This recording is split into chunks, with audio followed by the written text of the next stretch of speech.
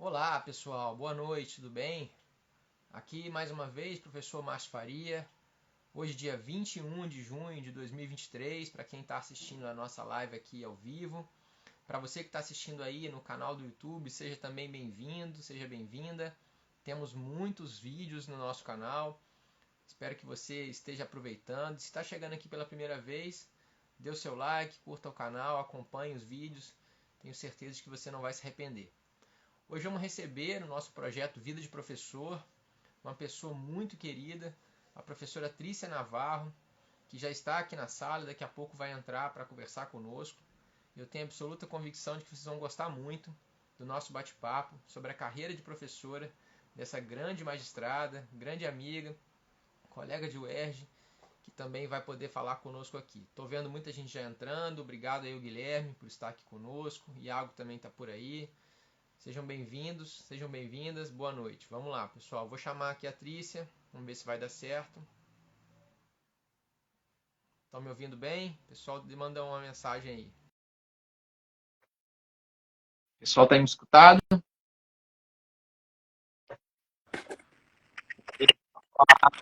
Oi, tudo bem? Tudo bem? Bom, deu certo o nosso tutorial, né? Menino, deu certo o nosso tutorial, porque tinha, eu não sei, acho que uns 2 anos que eu não fazia live ou mais.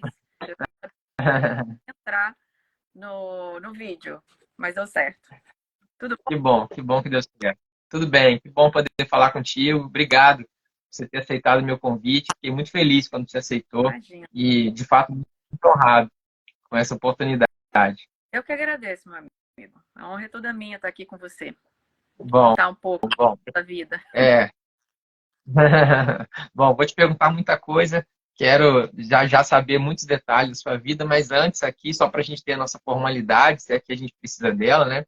Eu queria, então, formalmente agradecer a professora Trícia Navarro, que aceitou o meu convite. Como eu estava dizendo antes, uma colega da UERJ, que a gente teve a oportunidade de dividir os bancos da pós-graduação lá, já há algum tempinho, melhor a gente nem falar, né, Trícia? Não, E e é uma excelente magistrada no Tribunal de Justiça do Espírito Santo, uma professora de mão cheia da UF, que hoje vai poder compartilhar conosco aqui algumas histórias da sua carreira de professora.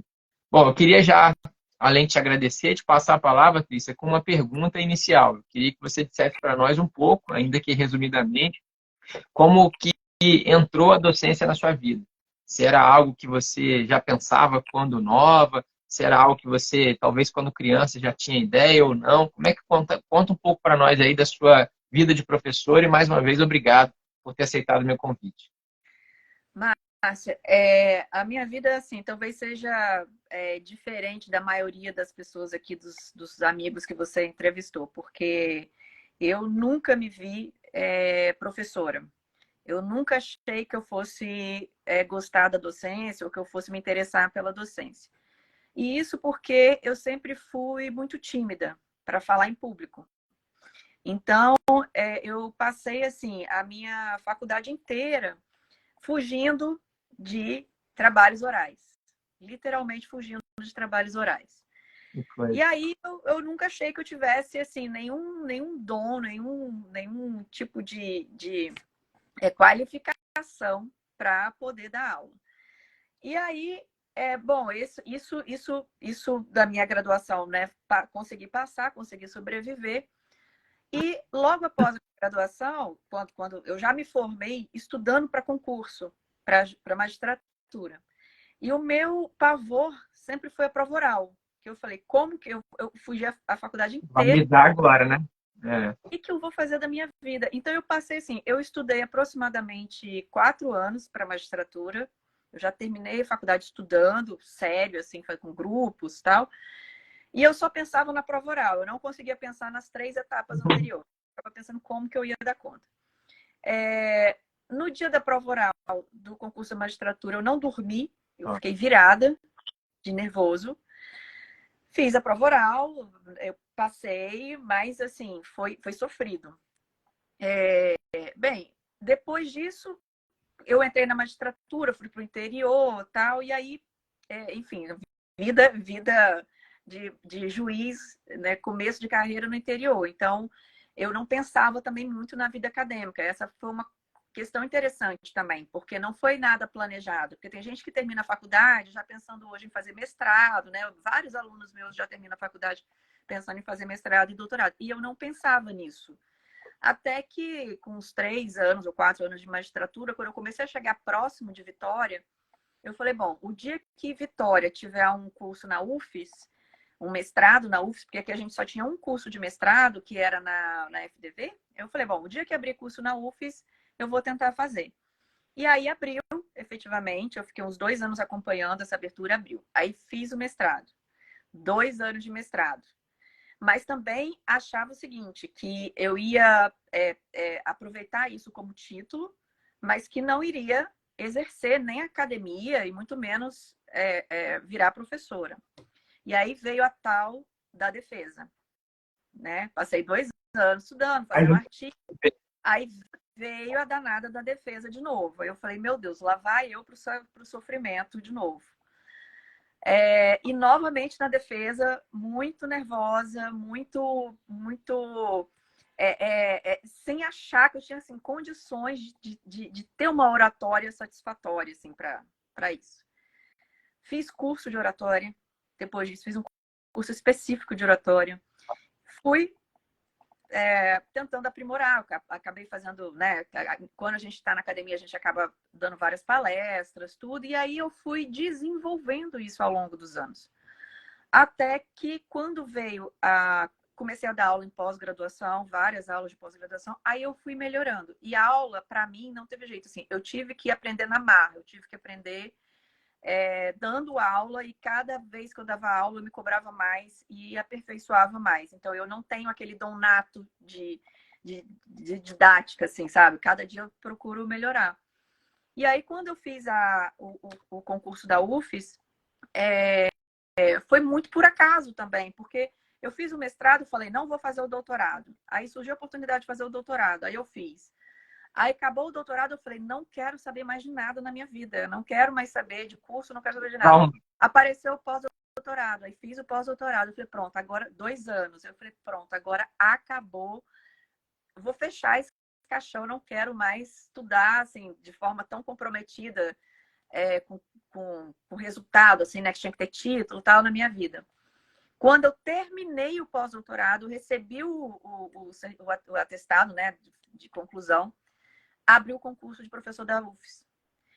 Imediatamente, assim, eu não tinha nem conseguido descansar ainda. E aí eu falei, bom, já que eu já estou nessa batida há anos, né, então agora eu vou fazer o concurso. E fiz. Foi um concurso muito concorrido, que eu sinceramente, assim, fiquei muito impressionada até com os meus colegas de concurso, porque eles eram muito, muito, muito bons. E quando eu passei, eu fiquei super emocionada, mas vem assim, gente, mas me veio aquela como que eu cheguei até aqui, depois de tanto perrengue, com prova oral, com oratória, com tudo, né? Como que eu cheguei a virar professora de uma faculdade, né? De uma universidade federal. Então, assim, eu tenho um orgulho muito grande. Mas isso tudo, essa história toda, só para contextualizar, assim, que não foi programado. Como eu disse, eu não achei que eu tivesse nenhum tipo de dom, mas acaba que hoje, cada dia que a gente, cada semestre que passa, né, a gente vai aprimorando, a gente vai ficando mais solto, a gente vai ficando mais, enfim, vai gostando mais das matérias, vai tendo mais afinidade com a sala de aula, né, que dar aula para graduação não é muito fácil. Dar aula para mestrado, dar aula para pós-graduação é um pouco mais tranquilo, eu acho, as pessoas já estão mais leves, mas dar aula para graduação, você realmente tem que ter um preparo diferenciado, assim, você tem que ter uma visão diferenciada do que você vai falar, de como você vai falar, né, e ver se isso está surtindo efeito. Então, foi isso. Assim, não foi muito resumido, mas essa foi a minha trajetória até chegar até aqui. Até virar... É interessante você comentar, Cris, que eu, claro, sabia um pouco da história, né? Eu não sabia exatamente dessas coincidências de data, mas eu sabia da história. E é legal você comentar essas dificuldades, porque, claro, quem olha você hoje dando aulas, dando palestras, né, defendendo tese, talvez nem imagine essa dificuldade que você relatou. Então, é legal também a gente ter essa oportunidade de te ouvir, porque muitos alunos, estou vendo aqui muita gente entrando, muitos alunos que estão comigo nesse semestre, inclusive, alguns que já estiveram e outros que vão estar, e também os seus, né? Às vezes podem achar, olha para você e falar, não, aquela ali sempre foi assim, ela sempre deu um espetáculo de aula, quando na verdade a gente sabe que o produto final é resultado de muito trabalho, muito esforço, né? Muita persistência. Então é interessante mesmo você falar como alguém deixou aqui, eu não percebi ainda quem foi, mas eu vou voltar. É uma lição de vida, de perseverança, de fato. É muito legal. E é muito interessante também, assim, como as coisas aconteceram na minha vida, porque na verdade, eu não tinha pretensão nem de estar no direito, porque meu pai era comerciante, enfim, eu não tinha muita referência de ninguém do direito, não tinha ninguém que era advogado, juiz, nada, nada, não tinha nenhuma referência do direito. Então, na minha lógica, com 17 anos, eu queria fazer administração, porque eu achava que eu ia fazer alguma coisa de administração. Não sabia exatamente o que, mas foi a minha criação pensando em administração. E, por acaso, eu resolvi fazer um vestibular de direito. Eu fiz 2 de administração e 1 de direito. E aí eu passei 1 de administração e 1 de direito em 2 faculdades privadas, não passei na federal. E aí eu tive que fazer uma opção, até por questões financeiras, né? Eu não tinha condição na época de bancar 2 faculdades. E aí eu falei, bom, eu acho que eu vou escolher o direito, embora não saiba exatamente o que eu vou fazer, o que eu vou estudar, nada, eu acho que eu vou escolher o direito, porque todo mundo fala que é uma carreira, que tem um pouco mais promissora, pode ter um pouco mais de portas, assim, para depois. Então, isso também foi por acaso, né? Interessante que isso também não foi planejado. E aí eu comecei a fazer direito, e aí durante a faculdade eu tive muitas dificuldades, assim, você falando de dificuldade, já que você quer saber das dificuldades, né? As dificuldades assim, financeiras, então sempre fiz a faculdade com muita luta. Eu tive parte dos meus estudos eram pagos porque eu fazia eu pegava onda, então eu fazia bodyboard. Então, patrocínio, entendeu? Olha. Aí eu patrocínio. Então, parte dos meus estudos foram pagos assim, com patrocínio de esporte. Então teve toda de fato, essa trajetória, assim, né? Que hoje a gente olha, a gente nem sabe como deu conta. Tem ideia, exatamente, né? Isso eu não sabia. Eu sabia do seu outro esporte, o atual. Daqui a pouco a gente pode falar um pouco sobre ele, eu vou te perguntar. Mas essa eu não sabia anteriormente. Ainda mais o mineiro aqui que não tem praia, eu fico ainda mais com inveja de você. Né? Você é um atleta de surf, de bodyboard, né? E você vê, Legal. né? Eu competia mesmo, tal. Assim, eu tinha bolsa, parte da bolsa era de patrocínio. Então, Interessante. Né? Que legal. Bom, aí nessa sua trajetória, você certamente teve muitos professores, não só na graduação, no mestrado, doutorado, que te fizeram pensar, né, a despeito dessa sua dificuldade que você mencionou de oratória, você certamente olhava alguns professores e dizia assim, nossa, aquela pessoa ali, se eu um dia viesse a ser professor, eu gostaria de ser parecido com aquela pessoa. Você poderia dizer a alguém, ou mais de um, fica à vontade, que você se inspirou, que te ajudou eventualmente a chegar hoje a pensar como professor? Márcio, são várias pessoas. São muitas pessoas. Na graduação, eu posso dizer que foi a professora Valesca Mosquen, Reisen Mosquen, que hoje aqui é professora aqui da UFES, do mestrado da UFES. Então, ela acabou sendo ela foi minha professora na graduação e eu achava ela o máximo. Eu achava que eu ia fazer alguma coisa de direito internacional por causa dela. Porque eu achava ela o máximo. Ela é toda extravagante, assim, e maravilhosa. Então, ela foi uma professora da graduação que me marcou muito. Depois da graduação, eu tive o professor Fred Dier, eu acho que sempre foi uma referência para mim em termos de didática, né? Porque eu sempre achei ele muito, muito novo e muito. Ele sempre falou tudo com muita facilidade. E eu ficava sempre falando, nossa, como é que ele tão novo, sabe tanta coisa? Isso sempre me impressionou. Agora, com certeza a referência até hoje é a professora Tereza Alvim, né? Tereza Alvim. a nossa famosa Didi, porque ela, embora, claro, a professora Ada tenha sido a primeira mulher a estar nesse ambiente processual, que sempre foi um ambiente muito masculino, né? Eu me lembro de congressos onde era só homens. Assim, hoje a gente está melhorando isso um pouco, mas eram só homens nos painéis, tudo. Então, só tinham duas pessoas. A professora Ada, que era, né, um É, tipo à parte, ela era muito assim, extravagante e falava com os homens de igual para igual.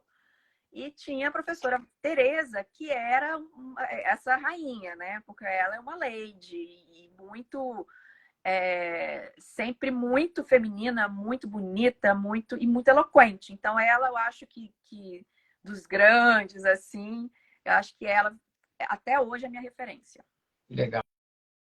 E é legal você mencionar, porque o Fred esteve aqui, né? Fred já tive a honra de entrevistá-lo. O pessoal que já assistiu sempre fala, e quem não assistiu, corre lá depois no canal para ver. A professora Tereza já chamei algumas vezes, mas ela fala que não, que ela fica encabulada.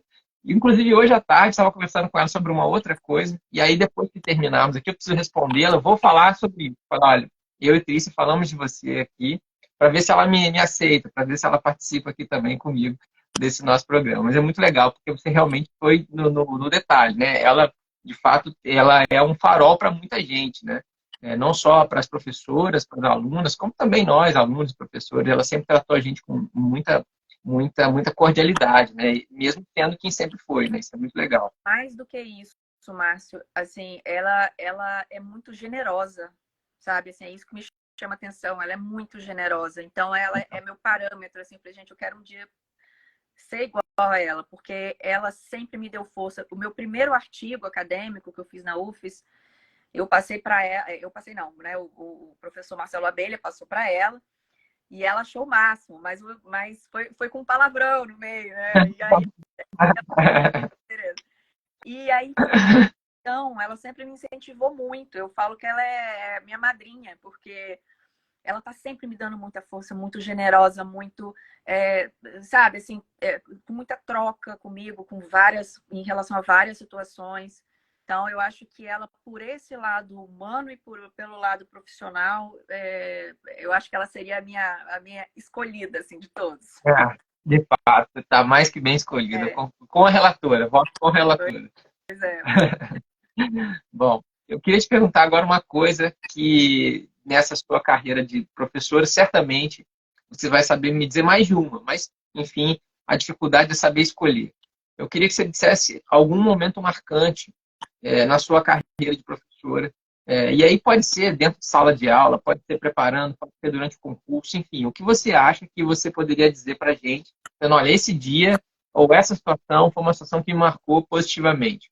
E aproveitando o embalo, claro, nem sempre a gente tem momentos positivos na nossa carreira, né? A vida de professor também tem dificuldades.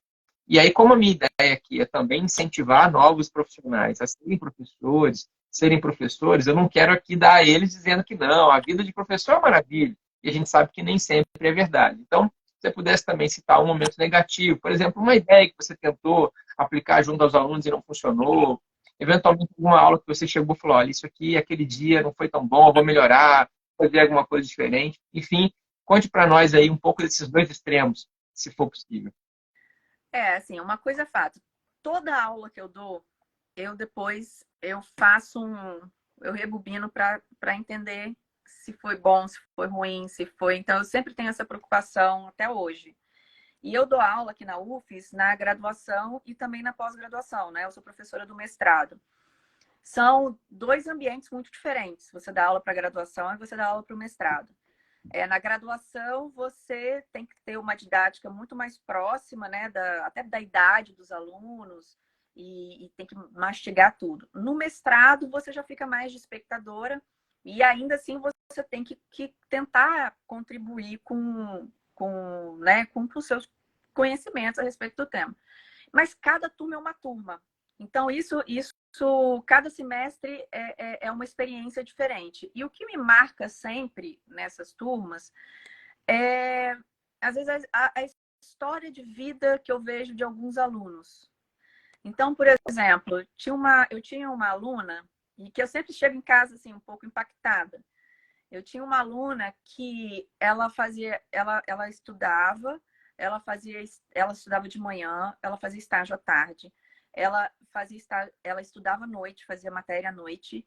Depois ela pegava uma condução assim de mais de 2 horas.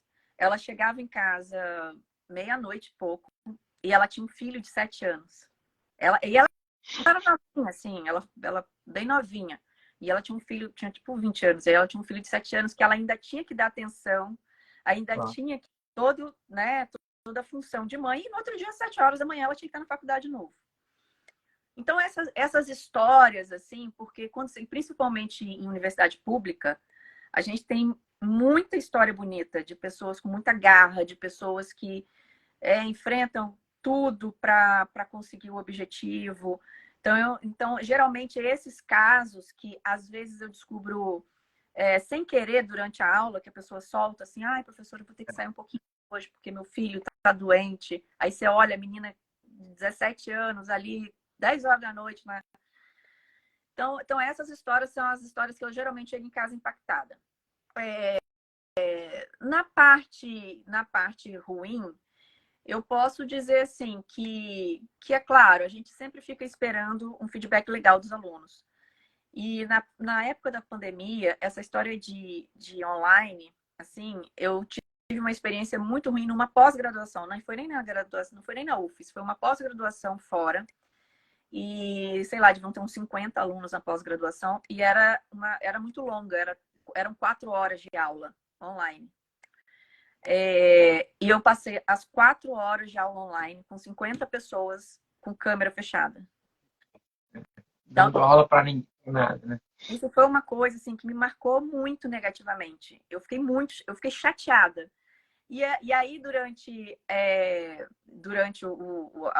a aula, eu falava, gente, tudo bem? Vocês estão me ouvindo? Não, tá ótimo, tá ótimo. Aí passava um tempo, gente, vocês estão realmente entendendo? Vocês querem fazer? Não, professora, tá maravilhoso. Pode continuar, que a gente está adorando, pode continuar. E eu continuei, fiquei 4, e realmente tinha alguém atento, né? Porque alguém Alguém respondia. Alguém respondia. Então, eu fiquei 4 horas com 50 pessoas com câmera fechada. Isso foi essa foi uma experiência muito ruim para mim. Assim, essa foi uma experiência que eu fiquei muito chateada. E aí eu falo, poxa, assim, uma dica para os coordenadores, né, de curso de pós-graduação online, para incentivar todo mundo a abrir as câmeras, porque realmente é claro que de vez em quando um ou outro fica fechado, tudo bem, mas você passar por isso 4 horas, assim, eu achei que foi muito desrespeito. Mas, E é, mas assim, faz parte também. Vi aqui que o Rodrigo a gente mas, tem também, né? Tô vendo aqui, eu já vi uma galera que entrou, nosso amigo Mazei, seu conterrâneo, também esteve por aqui, né? falei Aniversariante da semana, né? Aniversariante da semana, falei com ele que o presente dele vai vir amanhã, que eu e ele somos vascaínos, o Vasco vai ganhar amanhã, para homenagem ao Mazei, que estão precisando. Já vi também que Luiz Vale passou por aqui, já vi Mouta também, uma galera passando, estou tentando ver rapidamente. E aí, quem eu não nomeei, peço desculpa, mas é porque realmente é difícil e também porque eu quero, obviamente, prestar atenção no que a Tris está falando. Concordo contigo, Tris. Eu também tive essas experiências já, né? A gente que passou por esse período tão difícil de aulas remotas, né? Na graduação também aconteceu comigo. Já aconteceu até situações piores. Eu levantar às 7 horas da manhã para dar aula, abrir a sala e não aparecer ninguém. Não entrar ninguém na sala. Também foi uma experiência negativa. Mas, enfim, graças a Deus as coisas melhoraram e a ciência, a gente pode voltar às aulas presenciais, né? Bom, eu queria te perguntar sobre aulas, já que a gente está falando sobre aula, né? Eu queria que você contasse para a gente um pouco sobre o seu método de aula, como é que você separa, elabora suas aulas e também suas avaliações, as temidas provas, né? Como é que funciona isso, as avaliações? Conta um pouco para a gente aí, lembrando sempre que tem os nossos alunos aqui que podem um dia querer ser professor também, então a ideia também é colaborar com esse pessoal. Eu na UFES, acabou que eu dei as disciplinas, que eu dei foram disciplinas mais teóricas, que eu geralmente utilizava o método, né, expositivo dialogado com os alunos, mas quando eu comecei a dar métodos adequados de resolução de conflitos, aí eu pude, de vez em quando, fazer uma brincadeira ou outra, então eu sempre levava algum tipo de novidade assim para fazer, né? Tentar fazer alguma coisa durante a aula para demonstrar de forma mais concreta, né? Como que acontecia, como que as coisas aconteciam, por exemplo, numa mediação, numa conciliação, num julgamento. Mas tem uma coisa que eu faço que eu acho muito interessante, né? Principalmente nessa disciplina, não sei se funcionaria em todas as disciplinas, mas é que assim, no início do semestre, eu levo um rol de perguntas sobre métodos adequados de resolução de conflitos, assim, umas 20. E vou perguntando na sala. Eu tiro um dia, uma aula só para fazer isso. E aí eu fico perguntando e para os alunos responderem. Então, tem respostas, né? Sempre gente que concorda, que não concorda, que concorda, que concorda. Eu falei, olha, eu não vou dar resposta agora. Ao longo do semestre, ao longo das aulas, vocês vão descobrindo as respostas. Olha, Então, fiquem atentos às suas respostas para vocês verem se vocês estão certos. Porque eu não vou falar aqui as respostas, não vou falar agora, mas vocês ou vão ficar curiosos, vão procurar em casa para ver se vocês acertaram ou não, ou vocês vão, durante as aulas, tentar lembrar do que vocês responderam para ver o que a gente faz. Então, esse é um exercíciozinho assim que eu acho que é interessante. Todo ano eu faço e os alunos ficam muito empolgados, né? Porque você vê pela mesma questão, existe um super debate na aula e eu fico rindo porque eu não posso falar, né? E depois é interessante ver como eles vão descobrindo as respostas. Aí, o Rodrigo aqui está mandando um beijo, queria, né, não só mandar um beijo também para o Rodrigo, que é geminiano, né? Porque eu fiz aniversário semana passada, ele faz agora, então a gente é geminiano e só geminiano você tem. E Rodrigo, eu falei da professora Valesca, mas assim, né, que foi da graduação, mas o professor Rodrigo, ele foi na graduação, ele foi meu professor. Depois, quando eu estava estudando para concurso, ele foi meu professor, ele fez vários cursinhos, assim, então ele, com certeza, também é minha referência. E ele foi mais, assim, na parte do concurso. Eu me lembro muito dos cursinhos que ele dava para concurso e, assim, foi com certeza uma grande referência também na docência. Como ele costuma dizer, a gente sempre fala, né? Mas é a faixa preta, né? Ele é a faixa preta. Ele é realmente. Exatamente. Exato. Ele consegue fazer algo que eu, pelo menos, não consigo, que é falar de direito material e de processo com a mesma facilidade, né? Ele é impressionante. Meu amigo Marco está aqui, mando um abraço para ele também. A gente estava comentando sobre isso semana passada. Ele deu uma aula para um grupo de estudos do qual o Marco é o coordenador, e a gente estava elogiando, mas aí por conta disso, porque você pode perguntar para ele qualquer coisa que ele sabe realmente. É impressionante, assim como ele. Ele tem muita... E mais do que isso, eu acho que o Rodrigo, ele tem uns insights, assim, de algumas coisas que são geniais, assim, sabe? Então, atividades, ele joga, de repente, um problema ou uma solução que geralmente é geniais. Eu estou aqui para convidar o pessoal a assistir a live do Mazei, também está lá no canal do YouTube, a gente já conversou no auge da pandemia, eu falei com ele, eu me lembro que ele estava com a camisa rosa em homenagem ao Espírito Santo, inclusive, ele até falou de camisa rosa para homenagear o Espírito Santo, que a bandeira tem o rosa, né, para o pessoal que não está se lembrando. Bom, Tris, eu queria te perguntar uma questão agora que envolve a carreira de professor, mas também envolve a sua função de escritora, né? Como professora, você aí também, por conta do mestrado, doutorado, você escreveu inúmeros textos, publicou diversos livros. Eu tenho aqui e separei 2 para mostrar para o pessoal, que eu gosto muito. O primeiro é chamado Ordem Pública Processual, não sei se o pessoal está conseguindo ver, acho que para mim parece que é o contrário, mas não sei se dá para o pessoal ver, né? Um livro que carinhosamente a Trícia me presenteou, eu tenho aqui um autógrafo muito carinhoso. E um mais recente, que foi coordenado pela Trícia, a Execução Civil, do qual eu pude participar também com um texto. A professora Tereza foi uma das coordenadoras, né? É um livro que é resultado de um trabalho grande que a gente fez no CNJ. Eu também tive muita alegria de poder participar. E aí, por conta disso, Trícia, então, eu queria te perguntar algo que os meus alunos me perguntam. Professor, como é que você escreve? Me dê uma dica de escrita, porque eu tenho a síndrome da página branca. Como é que eu saio da síndrome da página branca? O que você faz para tentar vencer essa dificuldade? Olha, perguntinha difícil essa. Essa aí é a perguntinha do milhão, hein? Primeiro, eu sempre gosto de escrever sobre algum tema que realmente eu não só me interessa, mas como, assim, eu tenho que ver algum efeito prático. Então, desde o início, eu tentei pensar, desde quando eu estava no mestrado, eu tentei pensar no tema, e na época foi Poderes Instrutórios do Juiz, né? Que era um tema que eu poderia aproveitar para estudar, mas também tirar usar a minha experiência prática Claro. para ter algum tipo de contribuição. Essa foi uma dica muito importante, Márcio, que quem me deu foi o Marcelo Abelha. Uma vez eu ia me preparar para uma palestra e eu estava muito insegura, porque eu falei assim, nossa, Marcelo, é um tema tão estranho para mim que eu não sei o que eu posso falar, que eu não sei o que eu posso contribuir com isso. Ele falou, Trícia, você é juíza. Você vê coisas no seu dia a dia que ninguém mais vê. Então, eu acho que você tem que pegar sabe, esse seu nicho que só você conhece e trazer uma experiência. Então, isso eu até hoje faço. Até hoje, quando às vezes tem um congresso ou uma palestra e tal, e eu também nos textos. Então, quando eu quando eu estava no mestrado, eu escrevi sobre poderes instrutórios, porque é meu marido aqui falando, muito orgulho. Então, assim, quando eu estava no mestrado, eu escrevi sobre poderes instrutórios do juiz, porque eu lido com provas.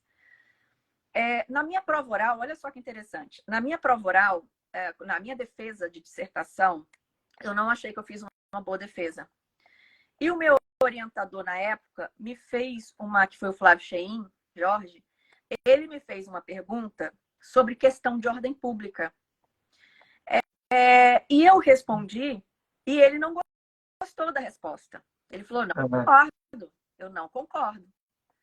E aí eu fiquei com aquele trauma na minha cabeça do meu orientador ter falado que não concordava com aquilo. E aí o que eu fiz? Bom, se ele não concorda e se eu tenho essa resposta, eu preciso entender essa resposta. Eu preciso entender por que eu cheguei nisso. Porque no meio de de uma defesa é muito intuitivo, né? Eu falei, eu preciso entender. E aí, o projeto de doutorado foi sobre questões de ordem pública. Então, foi assim. Aí, quando eu estava na questões de ordem pública, quando eu fui fazer o projeto de pós-doutorado, eu falei, não, peraí, se o CPC trouxe, se a gente tinha aquela ordem pública muito formal, né, muito formalista, e o CPC trouxe a questão da flexibilização, então agora vamos falar de liberdade. Então, vamos falar de... Então, foi um pouco uma sequência, assim, até o professor Eduardo Talamini, que sempre fala isso. Ele falou, Trícia, você foi seguindo uma sequência, assim, sabe? Você foi... É como se você pegasse o mesmo estudo e visse por diferentes ângulos, assim, uma hora uma formal de ordem pública, e depois você muda completamente o nicho, vai para a liberdade. Agora, sobre essa questão de travar, não tem jeito, meu amigo. Eu acho que cada um tem um método, cada um consegue assim, criar um método próprio. Então, eu tenho os meus que, assim, por exemplo, de manhã é um horário que eu consigo escrever melhor. Domingo à tarde é um horário que eu consigo escrever bem, que eu consigo me concentrar. Então, assim, esses horários de concentração, essa forma de concentrar. Tem dias que a gente escreve 5 páginas, tem dias que a gente não consegue sair uma linha. Então, isso acontece. Eu aproveito nos dias que eu não estou inspirada para escrever, para ler sobre o tema. E aí eu vou lendo, vou marcando, tal. Aí quando vem a inspiração, aí eu vou jogando as coisas que eu li, os inputs que eu li e tal, e aí vou colocando. Então, esse foi o método assim que eu desenvolvi. Mas é também treino, né? É treino. Você hoje escreve, você leva 6 meses para escrever um artigo, depois você vai aprimorando, e no final você tem que escrever um artigo em 15 dias, e a gente dá um jeito, a gente se vira. Mas tem que sair. Agora, uma coisa é fato, assim, é muita dedicação, tem que ter muita disciplina, sabe? Assim, então, eu acho que a chave, assim, pelo menos no meu caso de escrita, de tudo, profissional, pessoal, é disciplina, porque e eu sou muito disciplinada, assim, eu procuro ser muito disciplinada, sabe? Sou até chata, sou enjoada, eu quase não saio, sabe? Então eu passo, não tem um final de semana que eu não esteja fazendo alguma coisa, ou de trabalho, ou de academia, ou de faculdade. Então, vira uma renúncia É, quando a gente percebe, quando a gente vê, a gente já está nesse ciclo. Mas, sim. mas, assim, eu gosto. Então, não é uma coisa que eu faço, assim, com muito sacrifício, não. Eu realmente gosto. Ó, É. Não, não tem dúvida. advogado aí, ó, juiz eleitoral aí assistindo,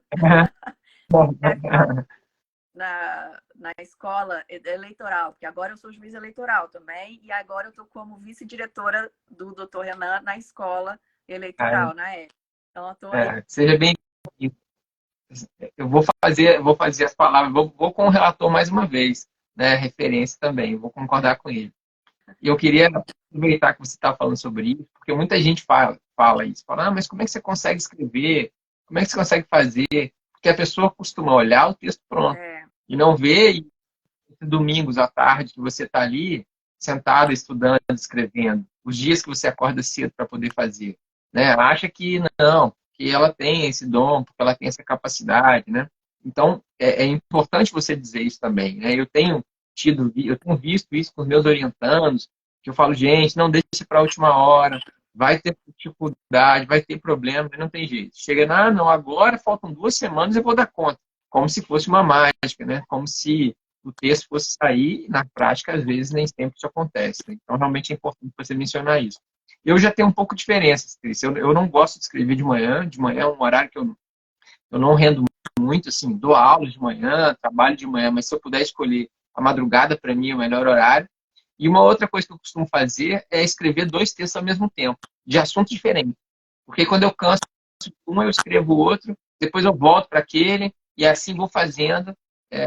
Parece coisa de doido, né? Mas assim, funciona para mim, assim, fazer 2 coisas diferentes ao mesmo tempo. não, isso eu também faço, mas não por técnica, é por desespero mesmo, por necessidade mesmo.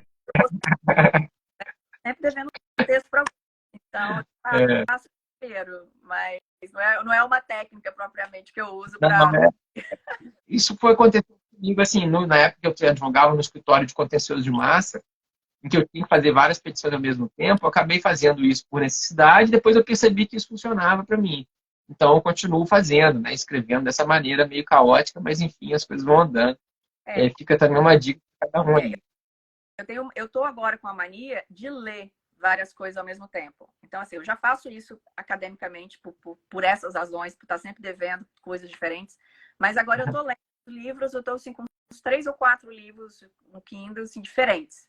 Então, às vezes eu quero uma coisa mais leve, às vezes eu quero uma coisa mais jurídica, às vezes eu quero mais. Então, isso também tem que estar funcionando, assim. Na brincadeira, quando eu vejo, eu já li Já 3, 4 livros. foi. É, É, que bom.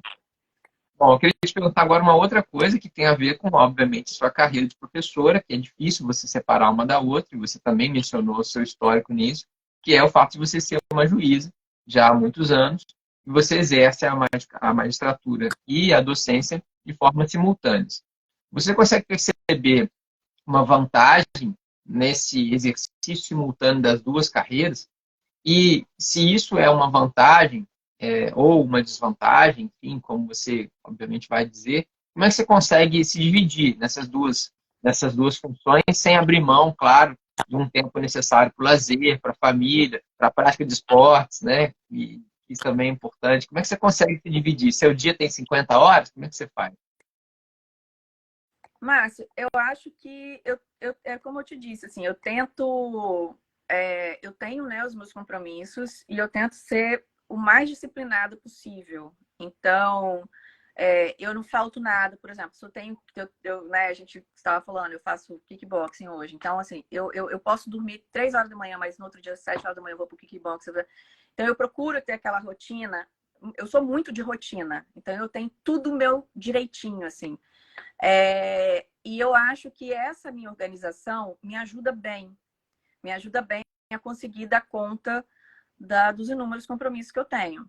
Não é fácil, eu acho assim, o lado bom é que como né, a gente estuda processo civil, e eu sou juíza de uma vara civil de Vitória, está muito interligado. Então, eu aprendo muito trabalhando e eu levo muita coisa que eu estudo para o trabalho. Então, essa é a parte extremamente positiva. Mas agora, a parte ruim é a exaustão, né, meu amigo? É que tem dias que eu não estou aguentando, tem dias que eu fico realmente muito cansada. Mas eu acho que tem mais vantagens do que desvantagens. Eu gosto muito da magistratura, assim,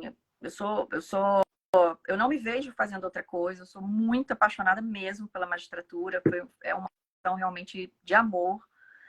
Da mesma forma que ser professor é também de amor, porque por dinheiro que não é, né, Márcio? Porque né, a gente tem que se dividir, a gente tem muitos compromissos administrativos que as pessoas não sabem. Então, as pessoas só pensam na gente dentro da sala de aula. As pessoas não sabem que antes a gente está preparando aula, que depois a gente está fazendo pauta, que tem reunião de departamento, que tem que fazer um monte de coisa administrativa, que você tem que relatar não sei o que para o departamento. Então, tem uma série assim, de questões que não são vistas. A gente tem uma série de atribuições que não são vistas. E que isso, às vezes, causa para a gente esse cansaço, essa exaustão. Mas, de qualquer forma, eu acho que tem muito mais vantagem do que desvantagem.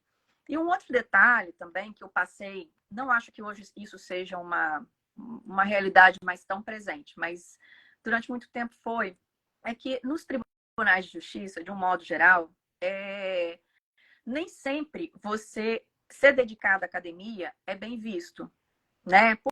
Por quê? Porque tem algumas pessoas no tribunal que falam, olha, você tem que se dedicar exclusivamente para ser juiz, então você não pode perder muito tempo dando aula, estudando, indo para a vida acadêmica. Vai atrapalhar a sua judicatura. Então, eu escutei isso durante muitos anos, assim, eu quase que fazia academia, primeiro era quase escondido, porque, sabe, eu não queria, assim, porque eu não queria. Aí depois eu vi que era uma besteira e que eu tinha que realmente incentivar as pessoas que querem ter esse tipo de compromisso, esse tipo de divisão de tarefas, esse tipo de disciplina, para realmente se dedicarem, porque eu acho que a academia eu acho que ela me beneficia muito na magistratura, sabe? Tem muita coisa que eu levo para o meu dia a dia, para os processos.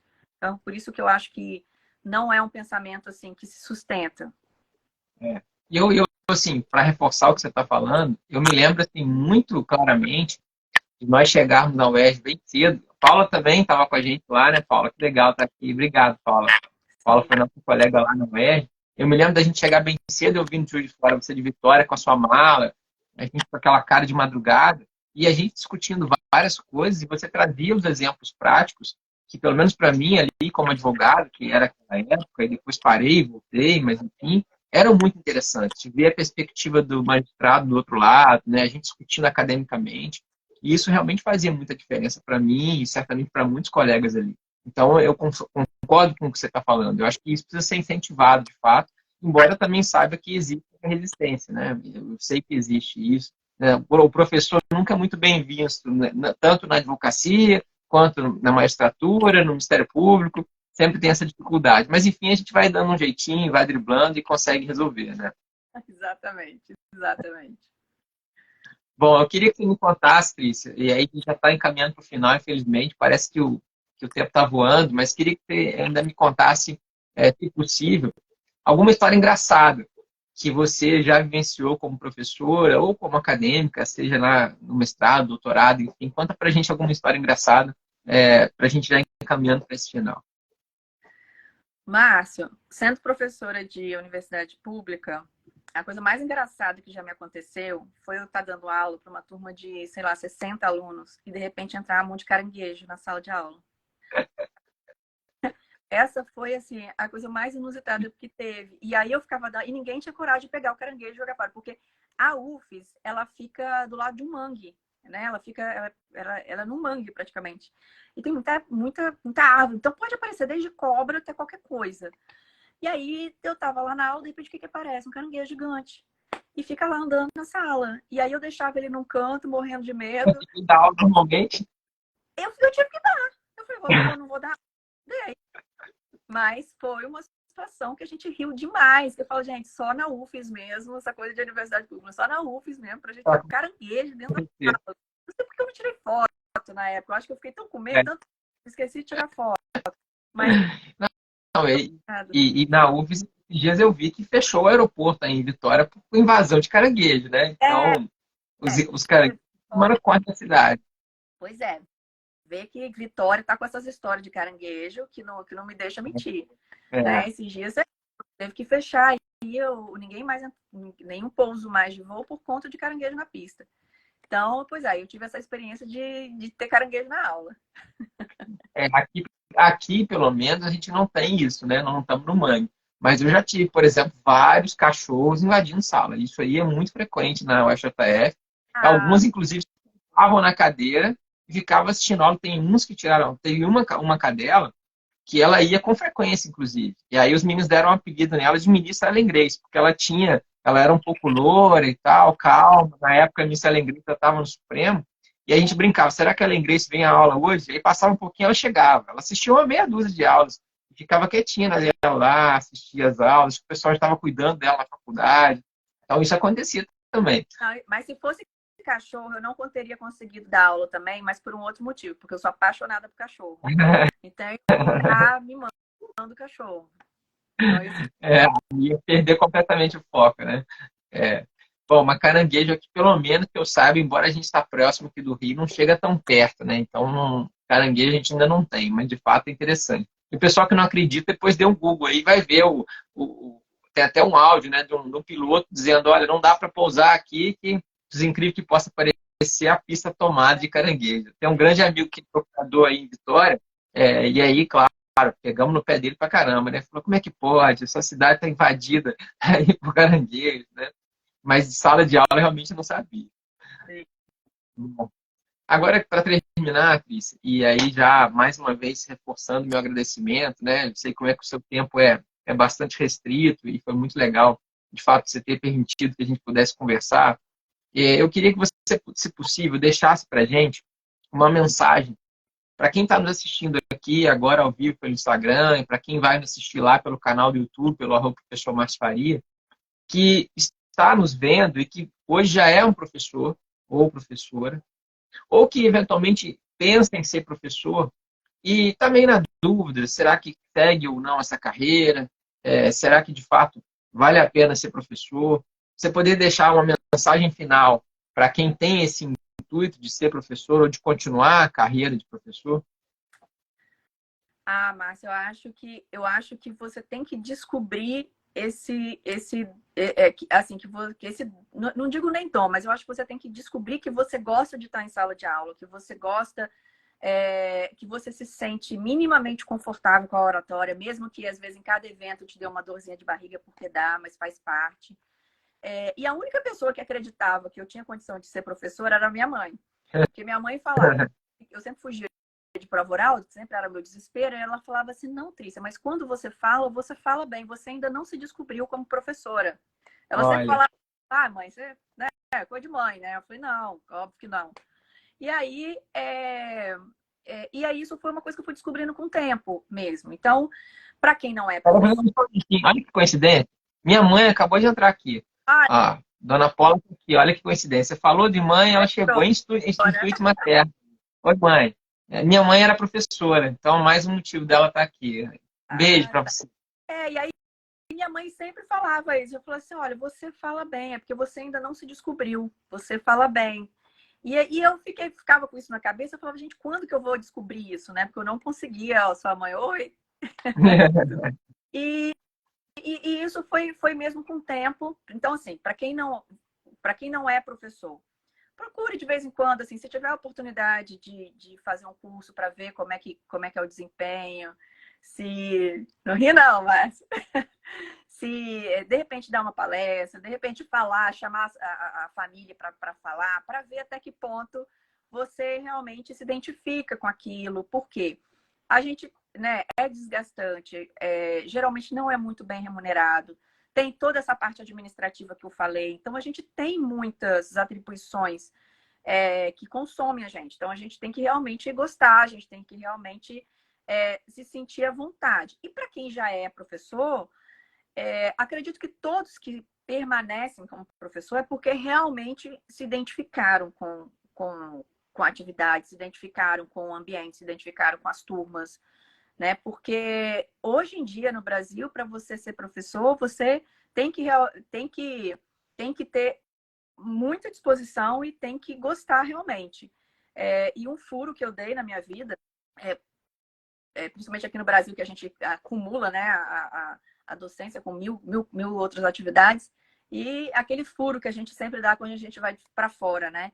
Eu fui para Firenze, eu fiquei lá como visitante com o professor Remo Capone, e aí ele me apresentava os professores e eu falava, você é o quê? Além de professor, você é o quê? Ele olhava para mim e falava, nada, não faço nada, eu sou professor integral. Eu ficava com aquela cara de doida, né? Porque realmente no estrangeiro, professor é professor 24 horas por dia, né? Não tem isso de dividir com outra profissão. Aqui no Brasil é o contrário, são pouquíssimos os que podem ser dedicação exclusiva, porque a maioria está aí se dividindo com outras profissões. Então, eu acho que isso uma hora, se você tiver ou por dedicação e persistência, ou por realmente dom, por vontade, eu acho que você consegue, se você não é, ou permanecer se você já conseguiu chegar aí na docência. Que ótimo, que ótimo. Concordo com você, integralmente. Realmente é essa a ideia. A gente tem que continuar tentando, porque realmente não é muito simples, pelo contrário, né? É bem difícil. Mas se você gosta, se você se reconhece como professor, como professora, isso é muito legal. A recompensa não é, como você mencionou bem, infelizmente, financeira, mas a recompensa dos nossos alunos, né, das vitórias dos nossos alunos, ela é muito, muito, muito grande. Eu queria aproveitar, inclusive, não só agradecer a todo mundo que esteve aqui, que está entrando. Estou vendo aqui meu grande amigo Henrique.